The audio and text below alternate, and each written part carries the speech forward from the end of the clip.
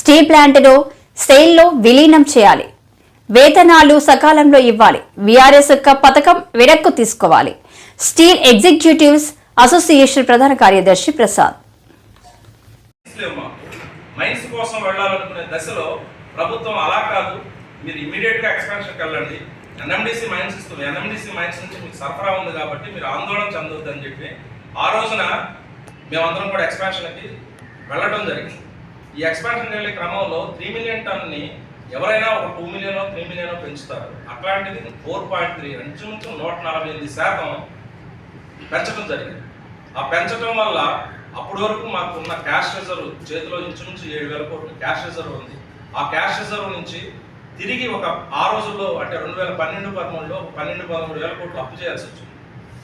Working క్యాపిటల్కి మాకు ఎట్లాంటి చేతిలో డబ్బులు లేకుండా, ఎట్లాంటి ముడి పదార్థాల సెక్యూరిటీ లేకుండా వెళ్ళటం వలన తర్వాత మేము ఆ ఎక్స్పాన్షన్ అయ్యి మేము దాన్ని ముందుకు తీసుకెళ్లే క్రమంలో ముడి పదార్థాల కొరత తీవ్రంగా ఎదుర్కొన్నాం. అదే టైంలో కోవిడ్ వచ్చింది. కోవిడ్ వచ్చిన తర్వాత కూడా స్టీల్ అనేది ఇది ఒక నిత్యావసర వస్తువు, దీన్ని ఎట్టి పరిస్థితుల్లోనూ ప్రజలందరికీ అందుబాటులో ఉంచాలని ఆ రోజున కోవిడ్లో పనిచేసిన ఏమన్నా ఉన్నాయంటే ఫార్మా రంగం, రెవెన్యూ, పోలీసు వీళ్లతో పాటు పనిచేసింది ఎవరంటే రౌండ్ ది క్లాక్ పనిచేసిన స్టీల్ ప్లాంట్. విశాఖపట్నంలో మాకు స్పెషల్ క్లాస్ ఇచ్చి 24 అవర్స్ మేము ప్లాంట్ పెట్టాం. ఎందుకంటే కోవిడ్ వేవ్ తర్వాత మళ్ళీ స్టీల్ అనేది కొరత రాకూడదు దేశం, ఎందుకంటే చిన్న చిన్న ఎంఎస్ఎంఈలన్నీ మూతపడిపోయి ఇంటిగ్రేటెడ్ స్టీల్ ప్లాంట్ నడపాలన్న ఉద్దేశంతో. అలాగే మేము అక్కడ ఆక్సిజన్ కూడా దేశం మొత్తానికి ఆక్సిజన్ ఇవ్వడం కూడా మీ అందరికీ తెలిసిందే. తర్వాత మేము ఇంచుమించు 6 మిలియన్ టన్నుల సామర్థ్యాన్ని 2021-22లో 6 మిలియన్ టన్నుల సామర్థ్యాన్ని మేము అందుకోగలిగాం.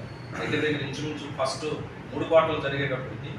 తర్వాత అదే సంవత్సరం ప్రైవేటీకరణ అంశం తెర మీదకి రావడంతో చాలా ఇబ్బందులు ఎదుర్కొన్నాయి. ఒక ఫర్నేస్ని మూసివేయటం పైనుంచి వచ్చిన ఆదేశాల ప్రకారం.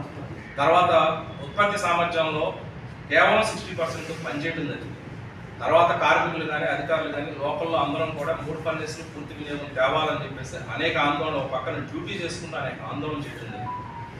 ఇంచుమించు ఇప్పుడు వరకు ఈ రోజు వరకు ఈ 2.5 సంవత్సరాల్లో మేము కోల్పోయిన ఉత్పత్తి 7 మిలియన్ టన్నులు. ఈ 7 మిలియన్ టన్నుల వల్ల మేము కోల్పోయిన ఆదాయం దగ్గర ఇంచుమించు ఒక 7,000 కోట్ల రూపాయలు పైచిలకు ఆదాయం. టోటల్ పర్మనెంట్ కానీ కాంట్రాక్ట్ కానీ వర్కర్స్ ఉన్నారు. మా అందరికీ కూడా గత సంవత్సర కాలంగా నెల జీతాలు ఎప్పుడు వస్తాయో వాళ్ళకి తెలియని పరిస్థితుల్లో వెళ్ళిపోయాం. అయినా కూడా మేము ప్లాంట్ గురించి ఇవాళ ఈ నెల బాగుపడుతుంది, వచ్చే నెల బాగుపడుతుంది అనే ఉద్దేశంతో వీటన్నింటినీ కూడా ఓడ్చుకుని మా తరఫున మేము ఇవ్వాలన్నప్పుడు, కంట్రిబ్యూషన్ ఇవ్వాలని మేము యాజమాన్యం చేసినప్పుడు దానికి తగ్గట్లుగానే మేము పెద్ద ఆందోళన చేయకుండా, ఎలాంటి స్ట్రైకులు చేయకుండా కూడా మేము సహకరిస్తున్నాం. అయితే ఇక్కడ ప్రస్తుతం ఉన్న పరిస్థితిని నేను చూసినప్పుడు రోజుల్లో అయితే జనరల్గా ఉద్యోగులు కానీ అధికారులు కానీ వాళ్ళ వేతన సమస్యలు కానీ వాళ్ళ తాలూకు ఇబ్బందుల గురించి ఎప్పుడైనా కూడా రోడ్ ఎక్కడం జరుగుతుంది. కానీ 3 సంవత్సరాల కిందట జనవరి 27న 2021లో ఈ స్టీల్ ప్లాంట్ని సడన్గా అమ్ముతామని ప్రకటించినప్పుడు అందరం దిగ్భ్రాంతికి గురైంది. ఎందుకంటే దీని తాలూకు చరిత్ర 64 గ్రామాలు, నిర్వాసితులు, వీళ్ళందరి భూముల త్యాగాలు అందరికీ తెలిసిన 32 మంది ప్రాణ త్యాగాలు, ఆ రోజున ప్రజాప్రతినిధులు అందరూ ఇవన్నీ చేయడం అందరికీ తెలిసిందే. అట్లాంటిది 3 మిలియన్ టన్నుల ఉత్పత్తిని మేము 3.6 మిలియన్ టన్నుల వరకు తీసుకుని వెళ్ళి 2002లో అప్పటి కేంద్ర ప్రభుత్వం ఇచ్చిన కొద్దిపాటి ఆర్థిక సహకారంతో 1,600 కోట్ల ఆర్థిక సహకారం ఇవ్వడం జరిగింది ఆ రోజున ప్రిఫరెన్షియల్ షేర్గా. అక్కడి నుంచి మేము 110 to 120% అన్ని విభాగాలు పనిచేసి లాభాల్లోకి రావడం జరిగింది. అది కంటిన్యూస్గా ఒక 12-13 సంవత్సరాలు మేము లాభాల్లో ఉన్నాం. అయితే 2005లో కేంద్ర ప్రభుత్వం స్టీల్ పాలసీ ప్రకారం ఎక్స్పాన్షన్ చేయమని చెప్పేసి మాకు ఆదేశించింది. అది మా ఉద్యోగులు కానీ మా ఇక్కడ లోకల్ యాజమాన్యం కానీ తీసుకున్న నిర్ణయం కాదు. ఎందుకంటే మనం ప్రపంచ స్టీల్ వినియోగంలో పోల్చి చేస్తున్నప్పుడు చాలా వెనకబడి ఉన్నాం. అలాగే స్టీల్ ఉత్పత్తి చాలా వెనకబడి ఉన్నాం. స్టీల్ రంగం అనేది అత్యధికంగా ఎంప్లాయ్మెంట్ ఇచ్చే రంగం. అలాగే మనకి అన్ని వనరులు ఉన్నాయి, ప్రత్యేకించి ఐరన్ ఓర్, అలాగే నీరు, మానవ వనరులు, ఇవన్నీ ఉన్నప్పుడు ఈ స్టీల్ అనేది సౌత్ ఇండియాలో కూడా పెట్టాలని మనకి విశాఖపట్నం పెట్టడం జరిగింది.